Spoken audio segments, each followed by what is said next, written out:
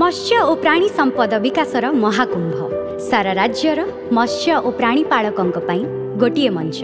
मत्स्य और प्राणी संपद विकास विभाग आयोजन करुछि मत्स्य प्राणी समावेश ओडिशा 2025। चलित वर्षर थीम मत्स्य और प्राणी पालन जीवन जीविका जैव संतुलन। समावेश जोग देबे 30 जिल्लार प्राय 10,000 चाषी और उद्योगी।